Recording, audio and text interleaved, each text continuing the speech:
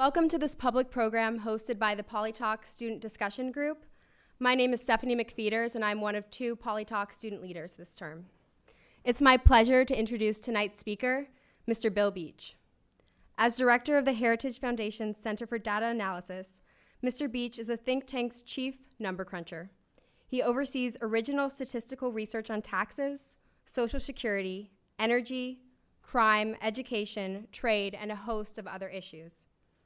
Under his leadership, the Heritage Foundation has acquired one of the largest collections of privately held public policy databases in the US, as well as state-of-the-art economics models and peer-reviewed analytical models. Together, these instruments allow the Center for Data Analysis to produce some of the most sophisticated calculations done anywhere in the world on how future tax and energy changes would affect individuals, families, and business sectors, as well as the overall national economy. In fact, federal lawmakers often ask the center to analyze costs and benefits of draft legislation, knowing they can get a reliable estimate more quickly than from a Capitol Hill agency. Mr. Beach's presentation, The Federal Government's Fiscal Crisis, How It Will Affect Your Earnings and Your Life, is a topic of significant concern to everyone, especially students. We are delighted to have you here and would like to extend an invitation to all the students to a dinner discussion after the lecture. It's now my pleasure to introduce Mr. Bill Beach. Thank you very much. Thank you. Now, it's such an honor to be here at Dartmouth. I have been here before and in the summer, and I lived in one of your dorms for a week, and I hope that you've removed the mold by this point in time. But it was a wonderful week. It was absolutely fantastic. And I apologize that the only thing standing between you and a very nice dinner is a statistician. It will hopefully be a relatively painless interruption. So what really strikes me about our fiscal crisis is how completely left out are people under 30. That discussion goes on in Washington. It's all about unfunded liabilities in Social Security, Medicare, how the healthcare crisis is driving our deficit, tax increases on wealthy Americans, the middle class, workers.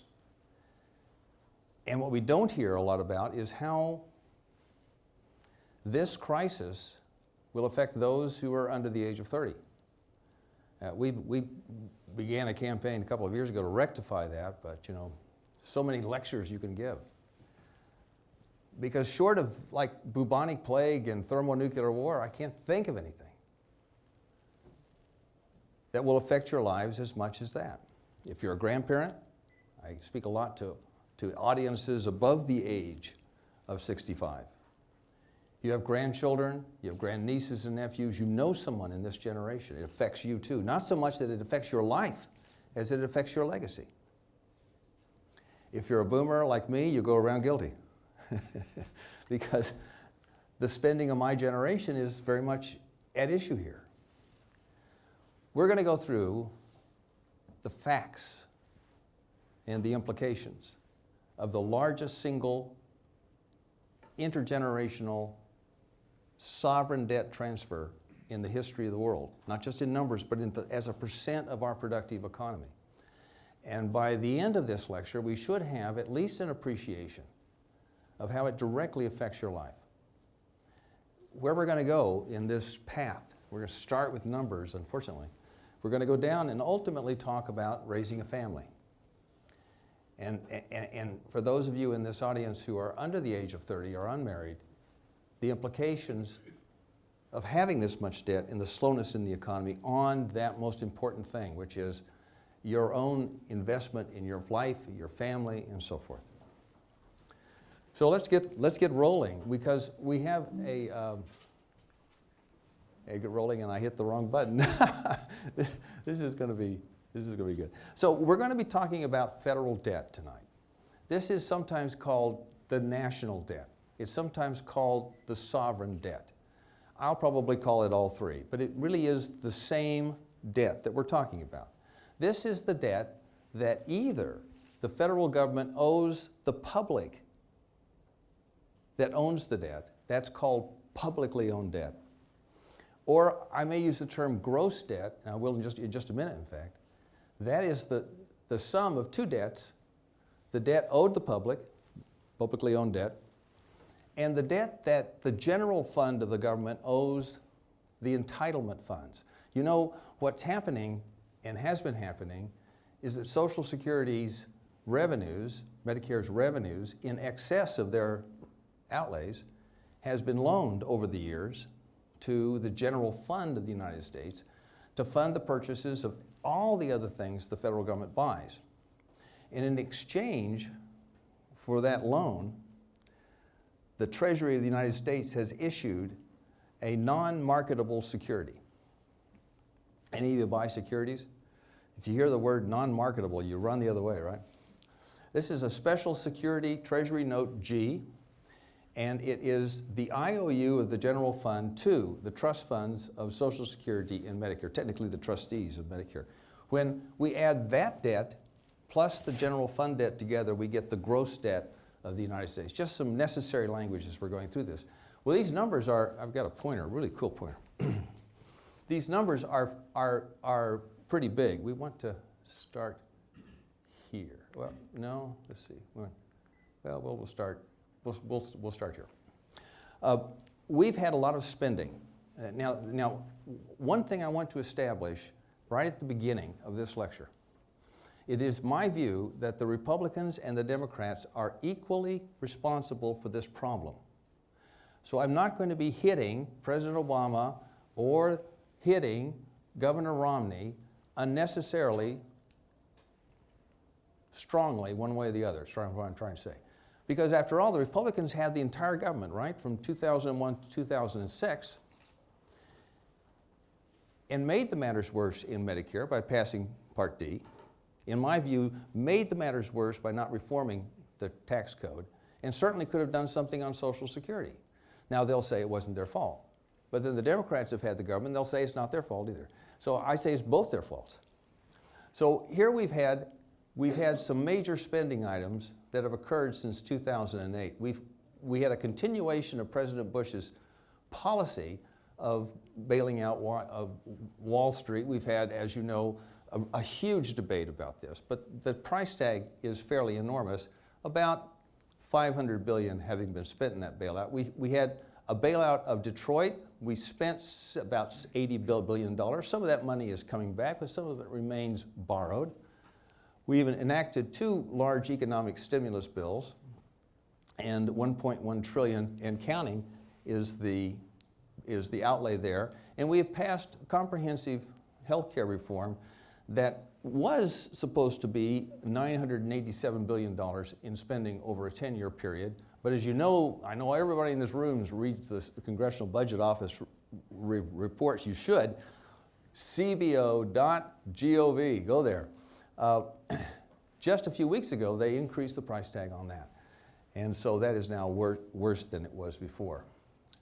This debt is being grown by deficits. So let me just give you another little piece of tidbit here. I'm sure everybody knows this, but sometimes people don't.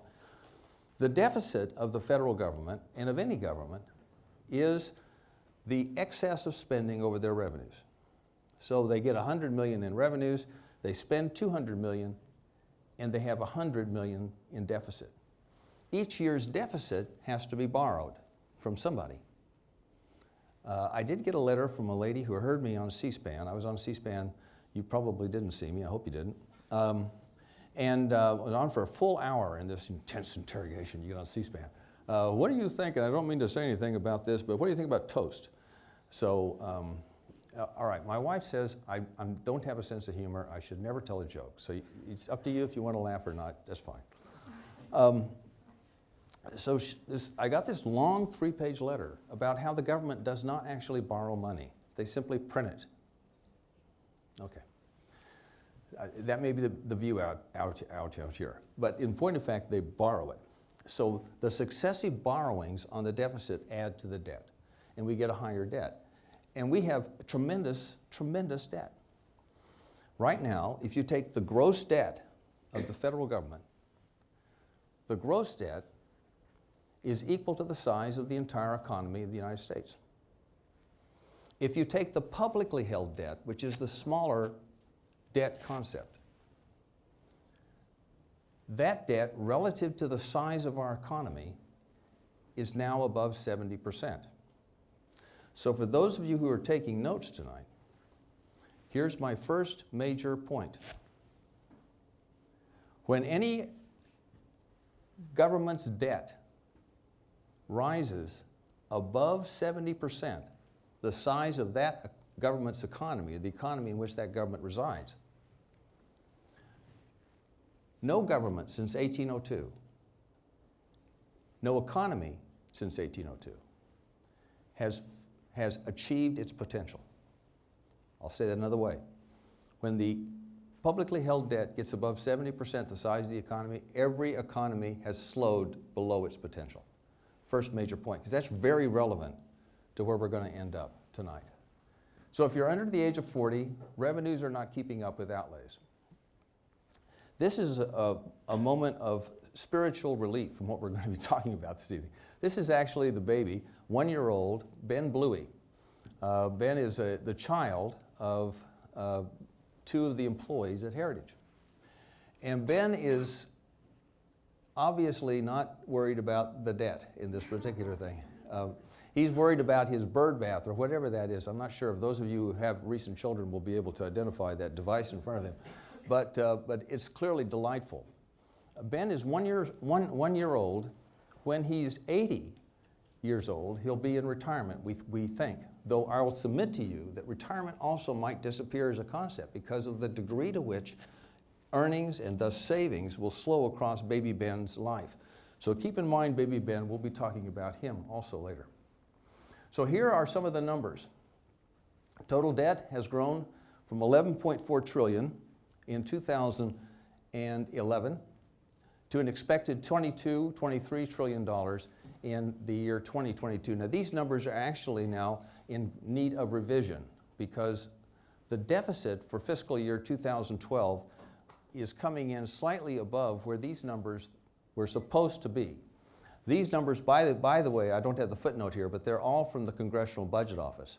So we're going from 73% of GDP to 93% of GDP on publicly held debt. But those percentages are nothing compared to the percentages that debt will be when we hit the baby boom retirement years. Look at those percentages. Social Security, Medicare, and Medicaid will push total debt to 323 times the size of the economy by 2050.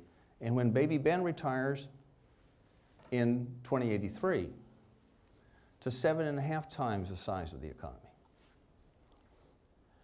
Those numbers cannot be achieved because they're just too large. But the Congressional Budget Office has helpfully projected, based on conservative estimates of outlays, what they think it'll be. This assumes, by the way, the boomers and the people who are right behind them don't live longer than the people ahead of them. At this point, one time, I think it was at Princeton, somebody held up their hands and says, "Don't you think boomers should start smoking again?" Early death is probably one way to solve this problem, but not one that I want to explore. All right, talking about exploration. None of you have actually passed out at this point, or I think, Heather, we have no resuscitation equipment that's been used, because you probably haven't got a good sense of what a trillion is. We're talking enormous numbers, unfathomably enormous numbers. So why is LeBron up here? Because he is so awesome, right? When I talk sometimes to people in foreign audiences and the translation's going on, there's Mongolian or French or whatever, this is the one point where everybody gets it. That's LeBron. LeBron makes $46 million a year in salary. I don't actually think he's that worth $46 million, but that's another thing. I couldn't play basketball like he does. How many years would he have to work to earn his first $1 trillion? Math majors, keep your hands down. Anybody from the literature department want to guess? hilarious answer was 2, 3, 4, 5 years, something like that. Okay, the answer is he would have to work 21,843 years to make his first $1 trillion.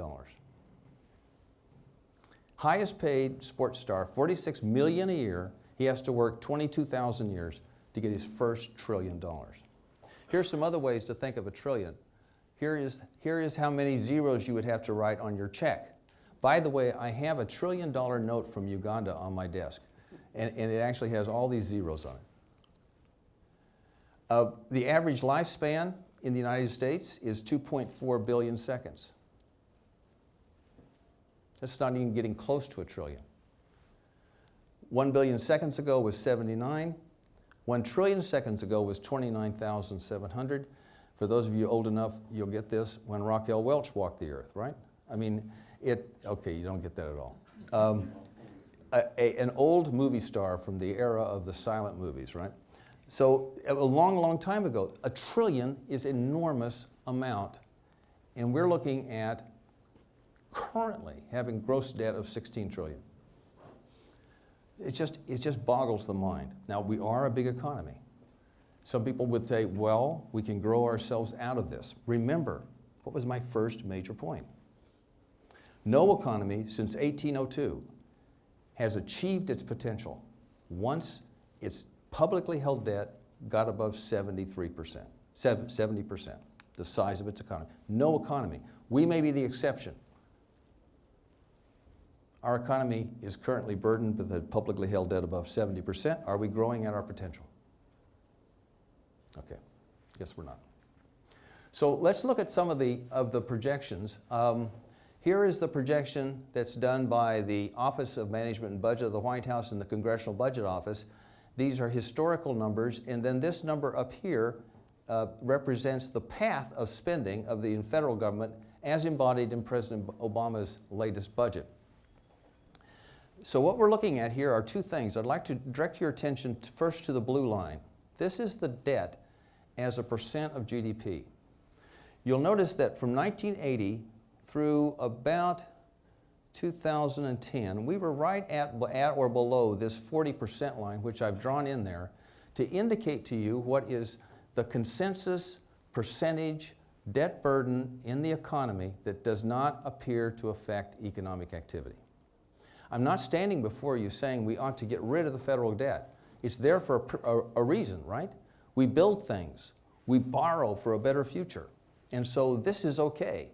And that's about what I got when I started my professional life. I got about a 30% note from my parents.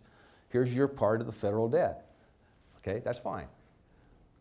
But look what happened in this period right here. We're looking at basically the election of George Bush through here, the onset of the recession. The recession, of course, has brought us up because of spending. We have some spending. But what we're beginning to see in that upward curve is not only recession spending, but the results of broken federal programs of huge importance. Social Security is not part of this problem yet, but we're getting a lot of working age health care costs the federal government is providing. Our welfare program is now generating a lot of non-cyclical welfare outlays. The average number of years that a person is on food stamps, average number of years is 8. That's the average. Tell me this, is food stamps designed to be a permanent food program or designed to be emergency relief? And is 8 years beyond emergency? You make the judgment. We have outlays in Medicare, which are at the federal level now structurally outstripping what they should be, not related to this recession. Second major point, okay? It's only have 3 points tonight, so anybody's got the right amount of paper for this. There are roughly 4,200 federal programs that are in the budget. Only 47 make any difference to this story. 47 programs constitute 70% of all of the federal government spending, and I'm not including defense. So when a member of Congress says, "Wow, where do we start? I mean, it's such a big problem. There are 4,200 programs." What do you say? There's only 47. I could remember that list. I could memorize 47 things. I mean, maybe not. I could memorize 37. But I could get close to 47. And if of the 47, only 5 go to the top of the list. Working age health care, welfare, Social Security, Medicare, and Medicaid. Those are the 5. 5 categories. That's what drives the deficit. We're looking at trillions of dollars that you folks are going to have to repay, or your grandchildren or grandnieces. Do you want to repay that? No. You want the problems fixed that are causing it. And there's only 5 programs. Even Mitt Romney can remember 5 things. Even Barack Obama on a bad night can remember 5 things.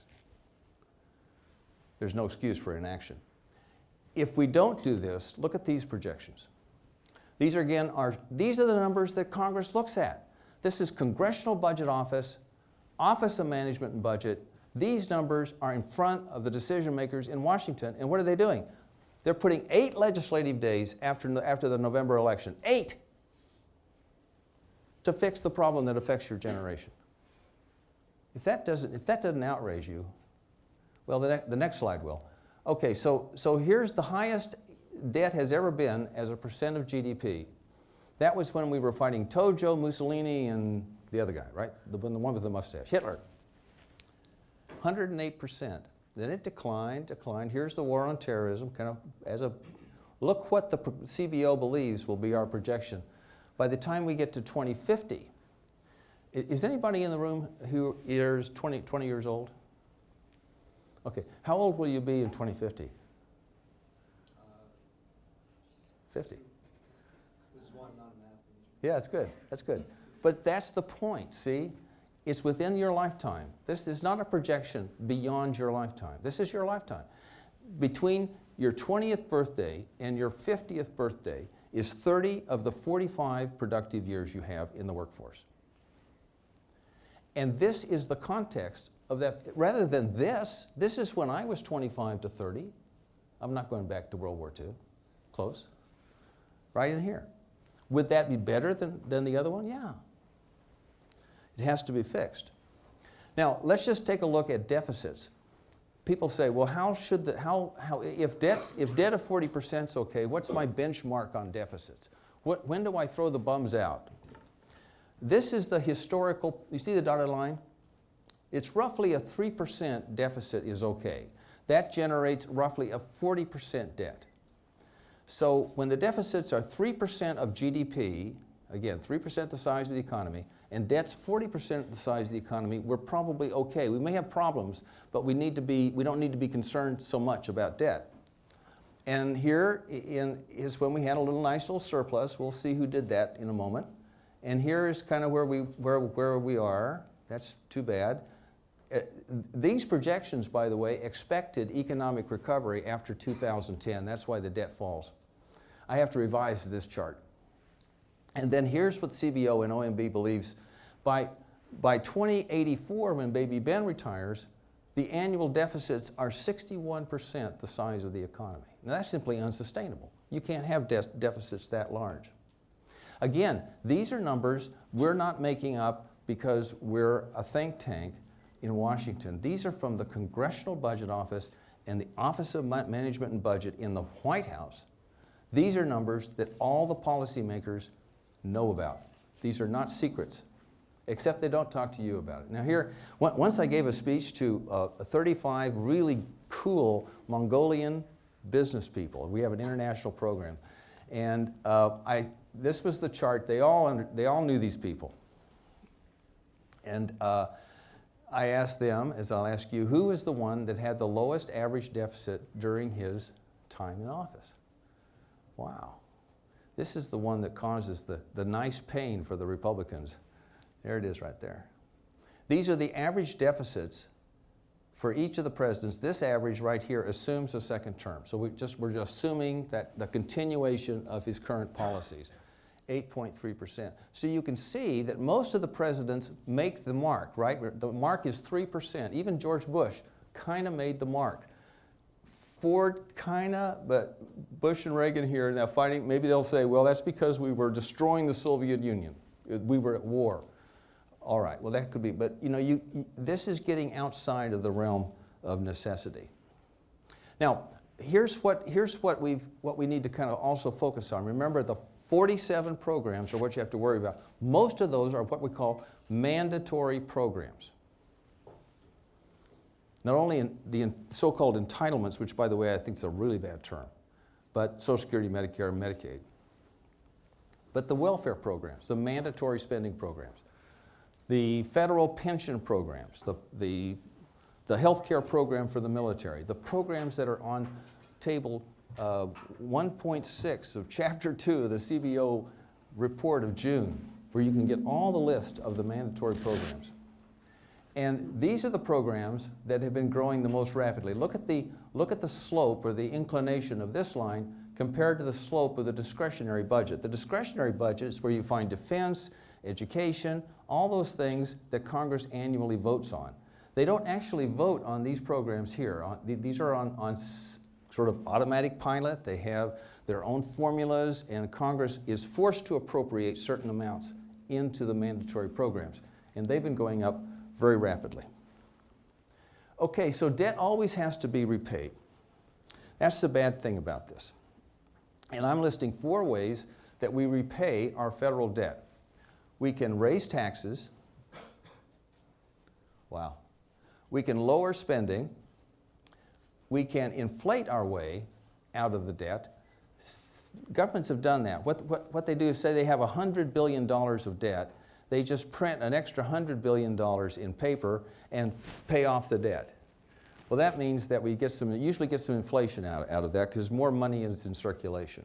Or we can repudiate the debt, as Venezuela has done 6 times. We say, well, sayonara, goodbye, we're not going to do it.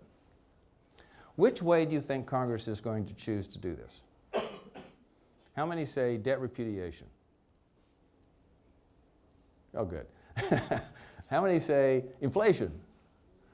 All right, that's a little bit fair. All right. How many say lower spending? 2. How many say raise taxes? Yeah, there you go. I usually get all the hands go up on the raise taxes. Really it's probably a combination of tax increases and spending cuts. That's probably the direction that they're going to take. Well, we have big problems to come. Look at the size of the unfunded liabilities of entitlements. I put this up on there because somebody always asks the question, well, why don't we just cut national public radio? Why don't we just cut foreign aid? Okay, here's how much national public radio is costing us relative to the unfunded outlays of that monster. Here's NASA, here's foreign aid, look at that, it's nothing. It's like mercury compared to the sun. Here's the global war on terrorism, $159 billion. I think we ought to triple the support of public broadcasting, bring back, reproduce Big Bird in every color possible, if Congress will agree to solve this. Let them do all the stupid things they want to do to the budget. Let it be as corrupt as possible. I don't really mean that, Heather. As long as they'll do this. That's the bargain. Here we're looking at total federal spending. Here we're looking at your income. Which is rising faster? Obviously. So, we save every country in the world, don't we? Every country comes to the United States. Where did Europe go? Came to the United States. So who's going to save us? Another planet will come down. Someone on a spaceship with gold. So I asked that question of the Mongolians, and the lady in the first row, roughly where you are right now, she raised her hand up and she said, Mongolia will save the United States. And the whole room was laughed. And with all respect to her, she gave me this postcard and she said, these are the Mongolian bankers on their way to save the United States.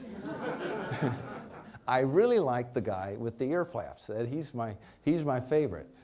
This gentleman right here. Well, these are not bankers, hopefully not bankers in Mongolia, but they're herdsmen. But the point is this, isn't it? There isn't anybody else. It's not that we can go out and borrow from the Chinese. Chinese, by the way, have 9% of the federal debt. They don't have 90%. And they're cutting back. 2 summers ago, what did the Chinese do? They moved all of the long-term notes that they had in treasuries to short-term notes because they were shorting the United States. They wanted to get out if the run occurred. They wanted to have a 3-month or a 60-day or a 1-month. That was the combination that they did. The Chinese don't have a lot of confidence, and they're in recession. Okay, so taxes will probably rise. This is a CBO graphic, we're about done, that shows you how high the tax rates would have to go if we just let it get bad. You know, maybe fix a thing here or there, but don't really resolve it. You'll notice there's 3 bars and then the corporate bar. You don't have to watch that if you don't want to. So CBO's broken the income distribution into 3 parts. The lowest part, the middle part, and the upper part. And if you look at the first bar in every case, you'll see roughly the average marginal tax rate on income for that segment. So you'll notice that here it's 10% in 2010, 25%, and 35% respectively for the middle and the upper. Look at those tax rates by the time you retire. Or maybe not even just thinking about retirement. 19, 47, and 66. I'm told by my hosts at Dartmouth that everyone who graduates from Dartmouth graduates in this category. So all I got to say is your tax rate is going to be 66%. But look what it is when baby Ben retires. He is the ultimate legatee, right? He's the one who gets the whole enchilada. 88%, 63%, and even the bottom, the poorest of us, 25%, 1/4 of everything. So what does this mean then? See, if taxes go up by that, what was my first point? Remember that? This is a test. Isn't it awful? So that was 70%. When any economy, when the debt of any public debt of any government gets to be 70% the size of the economy slows down. Slower economic activity, on average, will slow wage growth because of many things, one of which is there's less money, less demand. So let's say that you're about to go into the job market. Would you like to go into the job market A of a slow economy or job market B of a rapidly growing economy? If you said A, you got other issues. B is where you want to go. So if we have these high debt levels across your beginning and career, your earnings throughout will be below potential because the economy does not grow at potential if debt is 70% the size of the economy, and we're getting closer to 100%. We know this from sociology, and you know this from your friends who are a little older maybe, or your age. They're putting off marriage. They're putting off contractual cohabitation. They're putting off getting a household together to raise children. Because when people see the future and they say, it's not what we want it to be, let's wait to get married. And we're seeing that. Today, the median age for a man to get married is 27 and a half. The median age for a woman to get married in the United States is 27. When I was in college, it was 3 years below that. A slow increase. Now, some of that's great. Women are going to college. They're going to professional school. Nobody wants to turn back the clock, all right? Nobody wants that. But we pretty topped out on that. Women are now dominant, right? They own it when it comes to college education. And they're getting in most of the professions in big ways. Great, congratulations. Now, the projections are if the economy slows, we may see marriage rates at 30 years of age in 15 years. Biology 101. What happens when women start to have children at a later age? Do they have more or fewer children? Fewer, yeah. If any of you don't said more, see me afterwards. Men, on the other hand, really don't, whatever. I gave this speech one time at some college, I don't know what it was, but I had almost all, it was Texas, I think. And I had a room full of undergraduates. And the guys were like, doing the iPhone at that point, and the girlfriends were just like that. It's your fault. We don't get family formation when we should get it. I'm speaking as an economist now. Because if we don't produce a labor force every generation, what happens to the economy? The next generation doesn't have the labor. It may bid up wages, but the economy is going to be smaller. Another thing that happens when married people when people wait to get married, or wait to start a family, you don't have to be married on this one. They wait for their first mortgage. They wait for their first good debt, which is to buy stuff for their household, the baby crib, the refrigerator, the stove, whatever. That's good debt for the economy. That waits too, and that further slows the economy. Slowing wage growth means what? Less savings for your retirement, for your education, for your kids' education. It means less money for your own health care. There's nothing good in this story if the economy slows. It just means smaller wealth transfers to your grandchildren. Okay, so what can be done? There's a dig, I apologize. We need to stop digging the hole. If you agree with the Affordable Care Act, I can say Obamacare now because President Obama said he likes it, okay? Okay, so if you agree with that, fine, keep it on. But do some of these other things. Something has to be done now. We don't have much time. In the Q&A, we can get into that. And then, look, if you know this tonight, and these are numbers which are CBO, OMB numbers, and you can find this in any of the major economics textbooks now. This is not news. It may be news, but it's not news. Do something to counter that trend. Open a savings account. $1 a day, 30 days a month, right? 30 bucks. That's good. Do it. Because if you start the habit of saving, you'll always have the habit of saving. Savings is habit forming. Do this, for heaven's sakes. Look, you're going to have less income. You've got to have more efficient expenditures. See a planner. Don't see me. See a real personal financial planner. And then spread the word. Ladies and gentlemen, we don't talk to young people. We don't talk to older people about this, and I don't know why we don't do it. These are numbers. But what you've seen this evening is really not a number story. It's a morality play. We're stealing a future of an entire generation in broad daylight with their permission. And it's wrong, and it should stop. Thank you very much. We're going to have a question and answer session now. We have 2 microphones.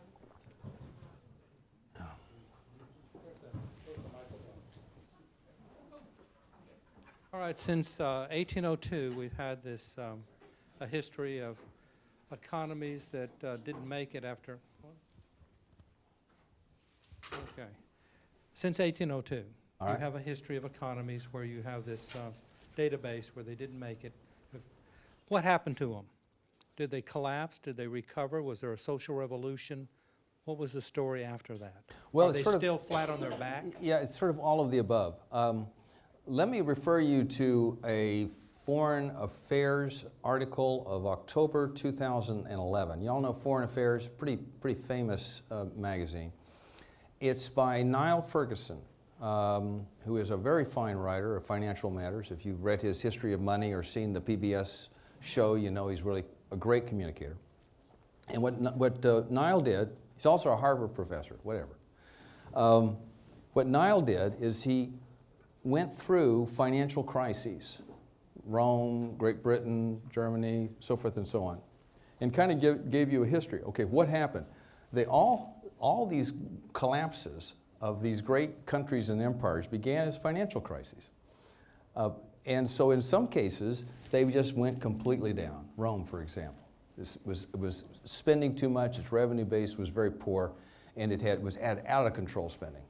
And that weakened its military infrastructure, That allowed for the collapse of its northern borders, and within a 70-year period from its height, with 70 years later, you had King Olaf, or whatever, Oleg, or whatever he was, down there from one of the German tribes, sitting in basically the Senate building.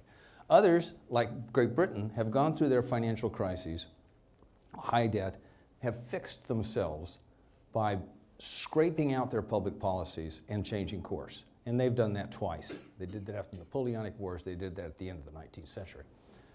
So there are two stories there. They're lesser countries, and most of the database that I'm referring to, which is publicly available, if anybody wants to have the database, I'll be happy to send it to you. Most of those countries are smaller countries. They're in the neighborhood of Italy being large, Venezuela being small. And Venezuela has had a very rough go of it. They have repudiated, and they've really never recovered. They're now a resource-based economy. They used to be a much more vibrant local economy. Argentina is probably the best example. What was the third highest per capita income in the world? In 1925, it was the Argentinian per capita income. And then they went on basically an irresponsible path on public spending and collapsed over a period of about 40 years. Such that today Argentina is not considered, it's growing again thanks to some good public policies, but it's not considered great. Financial crises, by the way, are surprises that aren't surprises. Everybody sees them coming, but you don't know when they start. And they start rapidly, usually in 2 a.m. in the morning, when somebody calls up some broker somewhere and says, okay, now we sell US Treasuries, I got to get out. I just heard something. And so you have these rapid collapses, long build-up, rapid collapses. We can avoid that if we show financial markets, investors, and so forth, other governments, that we're serious about fixing our problems. It's avoidable. Slow build-up and avoid. So from November through January 1st is a crucial time in US history. Those 2 months, the Congress must show the financial markets all around the world, markets, Goldman Sachs, everybody, China. We're serious about this crisis. Here are the things we're going to start to do now. And then we put it off. If we don't, we have to undergo something. Some correction will occur. It may not be a collapse. It may be a further downgrading in our debt. It may be higher taxes. It may be slower growth. It's actually that I'm most afraid of. Which one? The slower growth. Yeah, the slower growth, because of the generational effect. Yeah. There's a question right back there.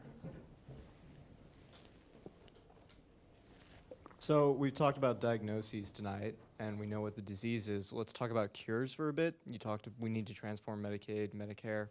Right. In what ways? I think, particularly in Medicare, I think the major thing that needs to be discussed is fee-for-service, and how do you reform that system, because Very the amount good. of waste in it. Yes, thank you. Okay, so the question, if you didn't hear it, was we've talked about the problem. How do you fix the problem?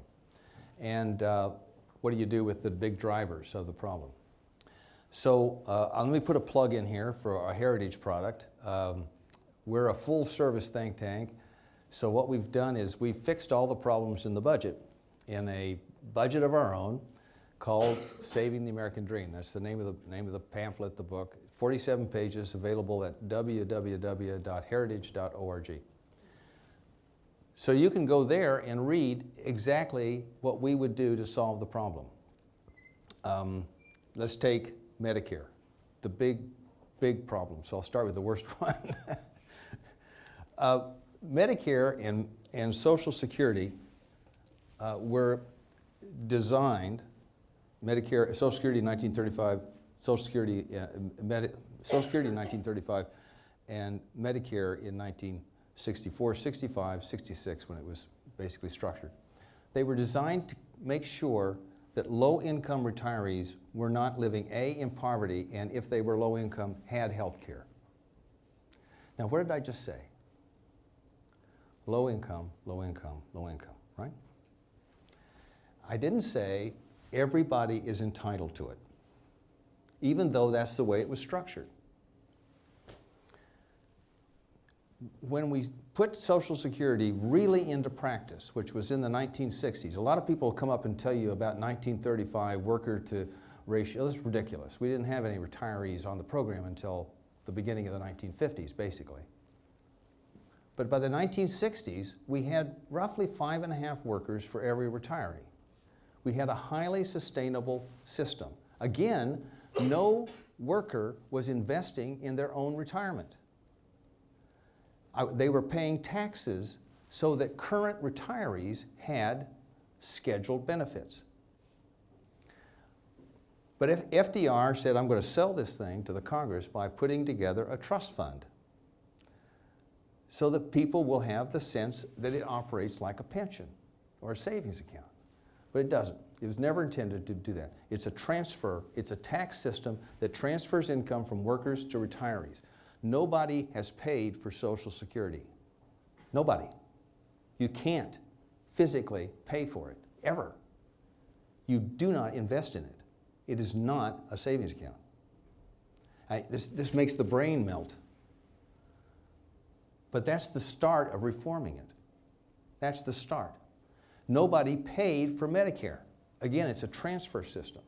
So here's what we do. We income test both. And we make them anti-poverty programs. And then we put in place a tax code that will enable people throughout their lives to save enormous amounts of money to take into retirement. So let's go to Social Security and Medicare. There's no reason why we should have Warren Buffett and Bill Gates getting Social Security and Medicare. No reason at all. There is a reason why they should pay taxes. Because they would be paying taxes for the general government, and if Social Security and Medicare were part of the general government, they would be paying an income tax to support that. That's what we do. We get rid of the payroll tax, we roll these programs into the general government. That's the first step. We have to do that. They're no longer entitlements. They're no longer outside of the reach of Congress. They're right there where Congress can put their bloody little hands around them and watch them. That's called accountability. The second thing is we slightly income test them so as to make sure they're part of a general program of keeping people out of poverty. We don't want any senior in poverty. We don't want any senior not to have Medicare. The current system guarantees a lack of both come in a few years. So on Social Security, you are guaranteed to have 3 times the poverty level, which actually puts you slightly above current benefit levels. And Medicare, you are also guaranteed to have hospitalization, annual visits, all the stuff you have in Part B right now. That's there. If you make $110,000 from other income, your benefits in both will start to phase out. And such that by the time you get to $200,000, if you're a retiree making $200,000, you will not get benefits from that because you're not in poverty or close to it. If you have a reversal, it's there for you, all right? And I'll get back to how we fix Medicare in a second. Don't let me forget that.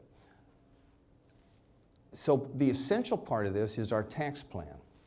We get rid of the code entirely, and we put in place a single system with 5 deductions. Mortgage interest is in there because you can't pass a tax in Washington unless you bow down to the realtors. So that it's in there. Charitable deductions, we have a higher education deduction, we have a family allowance, and we allow the earned income tax credit. Okay, that's a good anti-poverty program. And then you only pay taxes on the income left over after you have deducted all your savings. So if you're like my brother and he makes $100,000 and he could literally live on $20,000. He's amazing. He saves old matches. I mean, guy's unbelievable. So he would not pay taxes on $80,000 until he spent it. So he would have year after year after year of putting 80, 70, 20, 10 into the savings account, like a big IRA. The IRS would watch it. And then when he needed it for health care, education, that retirement, he would pay taxes on what he used.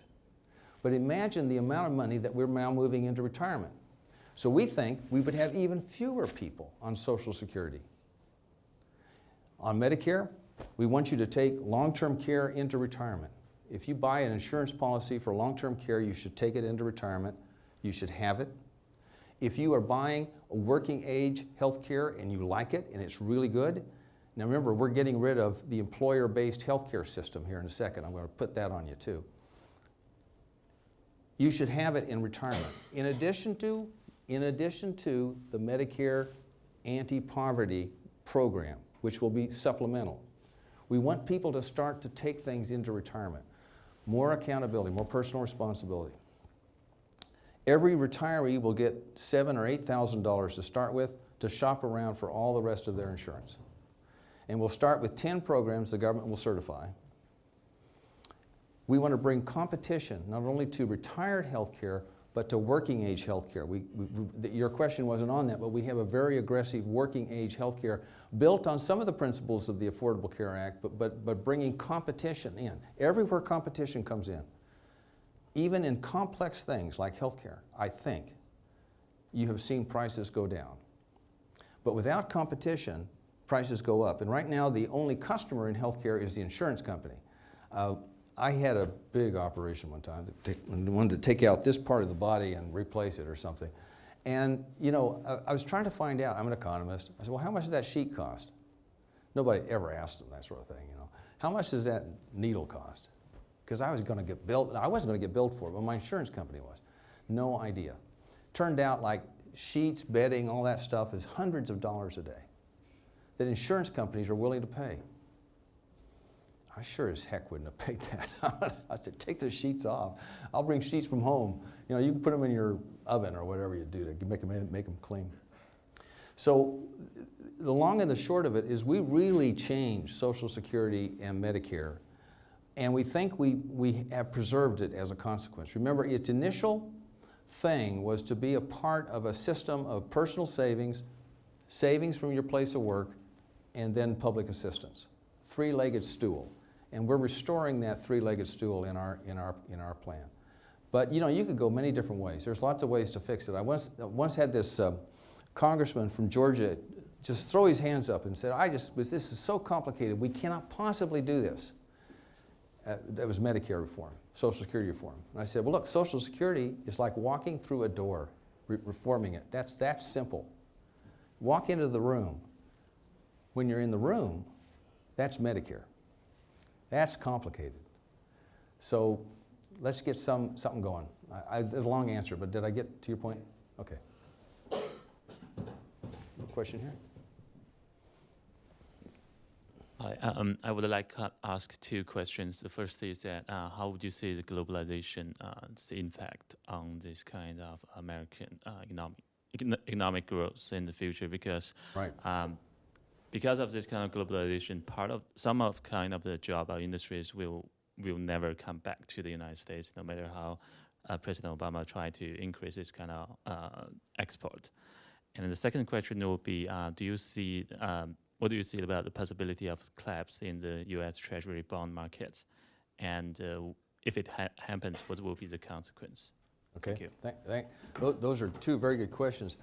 I didn't say this during my presentation, but I'm remiss if I don't say this, that I'm actually an optimist if we can fix these problems. I believe we are on a huge upward curve in terms of wealth. Just think about this. In the Bronze Age, the average life expectancy at birth was 28 years of age. At the time the Roman Republic was put together, the average life expectancy at birth was roughly 35. This is at the height of Rome, in the suburbs around Rome. It fell back to 28 to 30 by the Elizabethan period. In the Middle Ages, prior to that, it was about 28. And as late as 1800, in Great Britain and the United States, it was barely above 30. And it was below that in most of the rest of Europe and the places we have records. So life expectancy at birth is a great statistic to measure wealth and well-being because it measures infant mortality and the mortality of mothers. And that usually reflects acute poverty. By 1900, life expectancy at birth was at 45 in the United States. And where is it today? 80. We're seeing huge increases in well-being in only a 200-year period. Let's look at China. Let's look at another statistic that makes me think that we're on an enormous wealth increase curve, unprecedented in human history. The acute poverty statistics that the UN keeps are measured by how many people, as a percent of total population in a country, live on $1.25 a day, adjusted for exchange rate differences and inflation. In 1980, 77% of the East Asian population, that includes most of China, was on $1.25 a day, acutely poor. By 2010, 16%. I mean, that's just enormous. In India, 67% in 1980, 24% or so in 2010. Everywhere market systems have come, everywhere they have penetrated, I'm talking about free enterprise, free trade, free men and women. From the early 19th century on, we've had unprecedented well-being gains for the lowest, most poorest people. When China opened up after the reforms in 1980, and even allowed a little bit of competition in market capitalism, huge gains. So I think that in everywhere around the world that's happening. Everywhere it goes now, we should see the same gains. We're on a path of great wealth, huge opportunities for you folks who are young. I wish I was young. Well, I don't wish the debt-paying generation is a bad thing to be, but nevertheless, if you can fix this, great, great future ahead. Nanorobotics are coming into, I think, their own. That's where we put in little tiny kind of machines in your blood system, and they go around and find the cancer cells, and they rebuild cells, and they do stuff.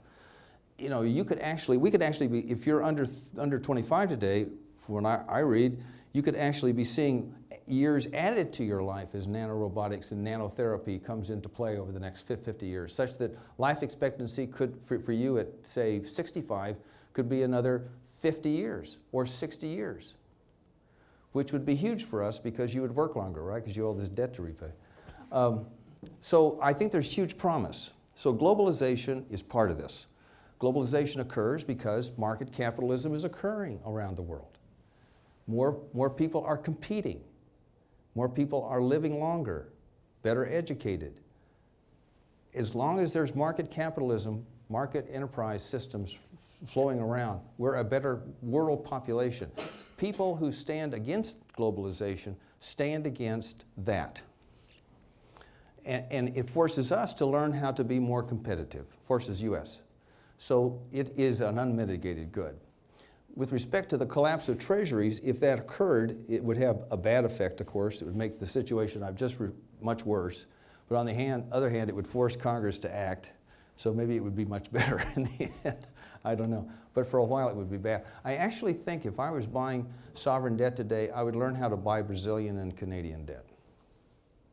Yeah.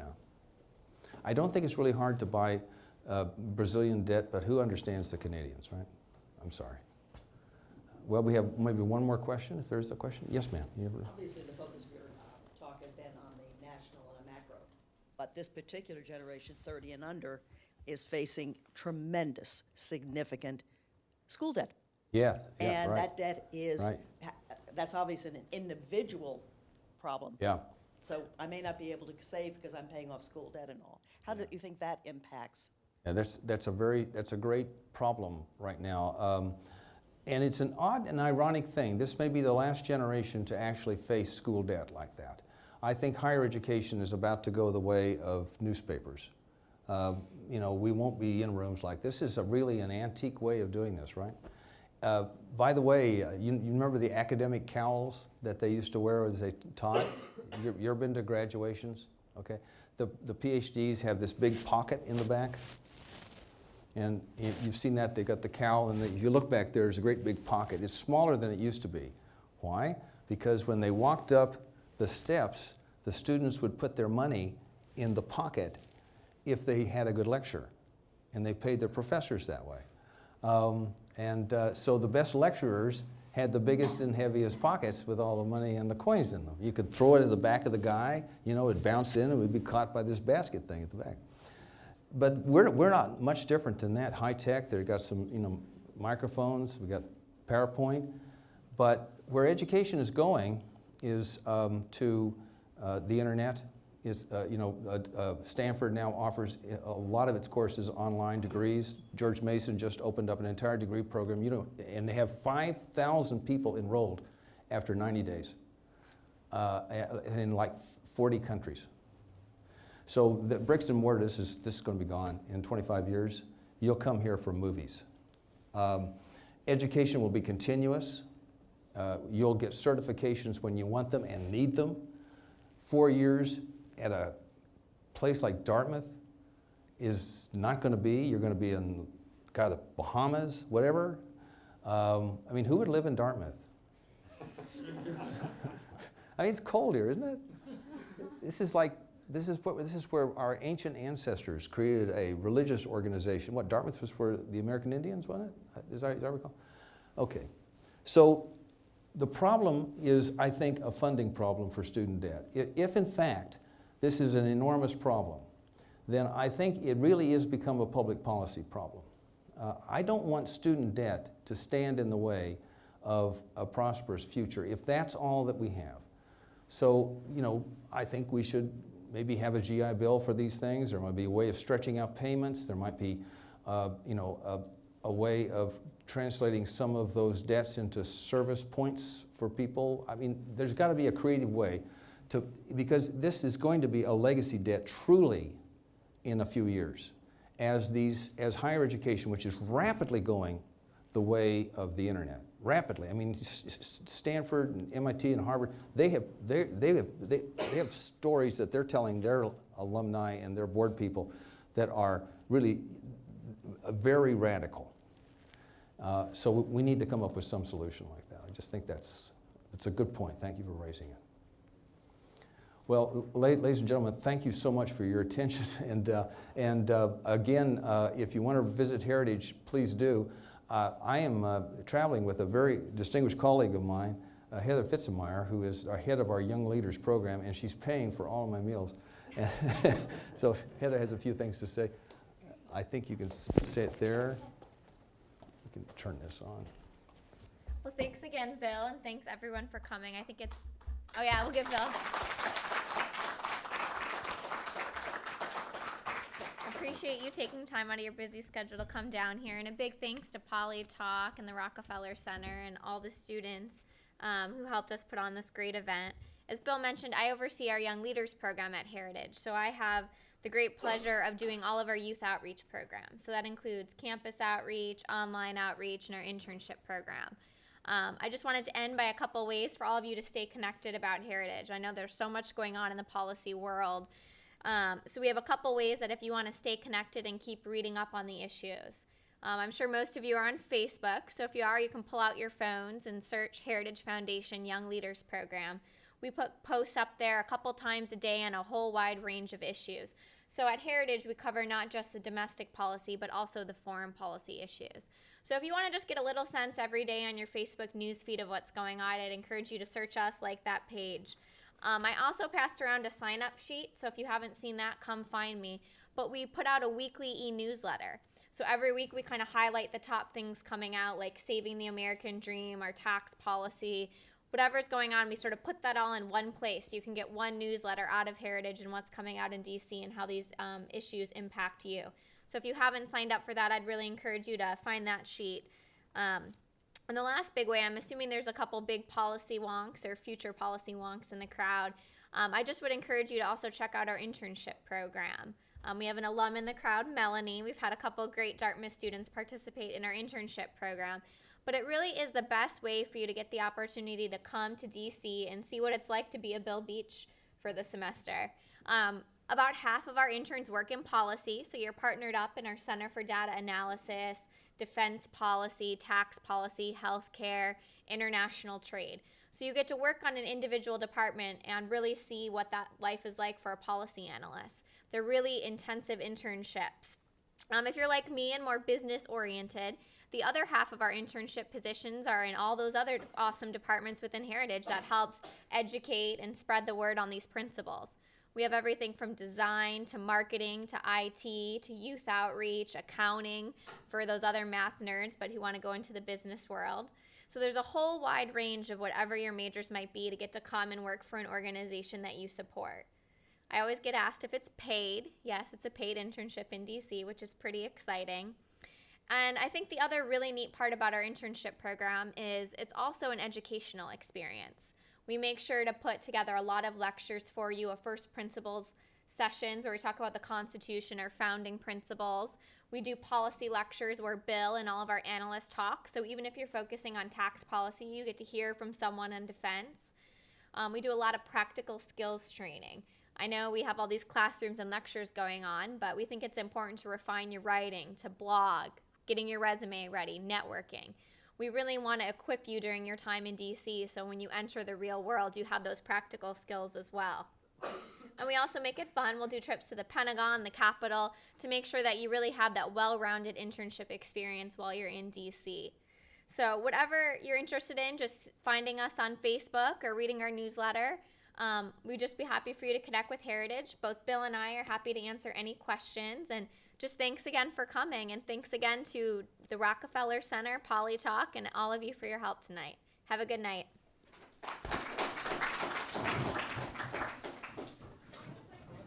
Students to the dinner discussion.